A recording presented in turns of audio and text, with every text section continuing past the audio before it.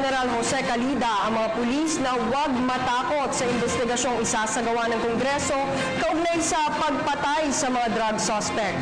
Ayon kay Calida, hindi nila hahayaan ang sinuman na maging hadlang sa pagsisikap ng pambansang pulisya at mga opisyal nito na ipatupad ang iniatas sa kanila ng Pangulo na tapusin ang operasyon at paggamit ng iligal na droga sa bansa. Anya, kanilang hinihikayat ang mga pulis na huwag matakot sa mga isasagawang investigasyon dahil makaaasa mga ito sa kanila na sila'y ipagtatanggol. Paliwanag pa ni Calida, may mga batas din gaya ng Article 11 ng Revised Penal Code na nagsasaad na may mga pangyayari na nagpapahintulot sa mga pulis na barilin ang mga kriminal o sospek.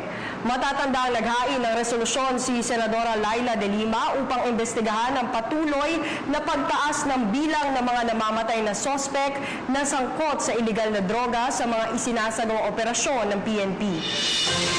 Hi, ako po si Aljo Bendijo. Subscribe na sa PTV YouTube channel. I-click lang ang subscribe button.